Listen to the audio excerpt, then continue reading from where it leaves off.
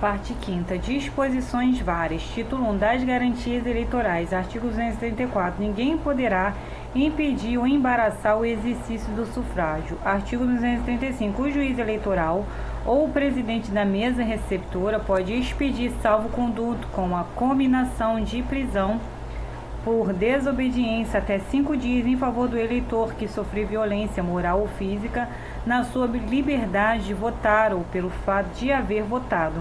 Parágrafo único. A medida será válida para o período compreendido entre 72 horas antes até 48 horas depois do pleito. Artigo 236. Nenhuma autoridade poderá, desde 5 dias antes e até 48 horas depois do encerramento da eleição, prender ou deter qualquer eleitor, salvo em flagrante delito ou em virtude de sentença criminal condenatória por crime inafiançável ou ainda por desrespeito a salvo-conduto.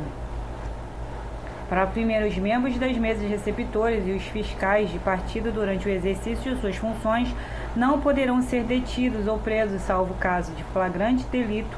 Da mesma garantia gozarão os candidatos desde 15 dias antes da eleição. Parágrafo segundo. Ocorrendo qualquer prisão, o preso será imediatamente conduzido à presença do juiz competente, que, se verificar a ilegalidade da detenção, a relaxará e promoverá a responsabilidade do coator. Artigo 237. A interferência do poder econômico e o desvio ou abuso do poder de autoridade em desfavor da liberdade do voto serão coibidos e punidos.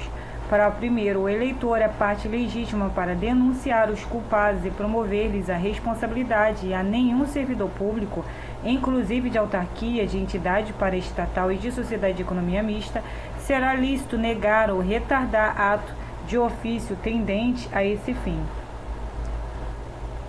Parágrafo segundo. Qualquer eleitor ou partido político poderá se dirigir ao corregedor-geral ou regional, relatando fatos e indicando provas, e pedir abertura de investigação para apurar o uso indevido do poder econômico, desvio ou abuso do poder de autoridade em benefício de candidato ou de partido político.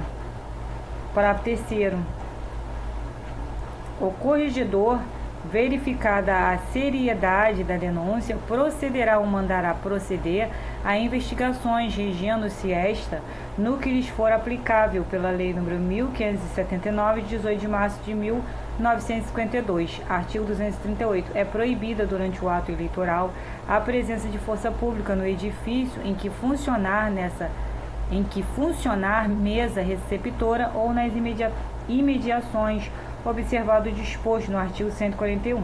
Artigo 239. Aos partidos políticos é assegurada a prioridade postal durante os 60 dias anteriores à realização das eleições para remessa de material de propaganda de seus candidatos registrados. Título 2. Da propaganda partidária. Artigo 240. A propaganda de candidatos a cargos eletivos somente é permitida após o dia 15 de agosto do ano da eleição. Parágrafo único. É vedada desde 48 horas antes até 24 horas depois da eleição qualquer propaganda política mediante radiodifusão, televisão, comícios ou reuniões públicas.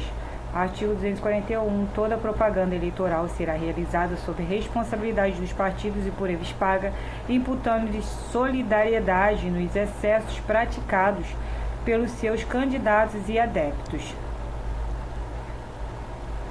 Parágrafo único. A solidariedade prevista neste artigo é restrita aos candidatos e aos respectivos partidos, não alcançando outros partidos, mesmo como integrantes de uma mesma coligação.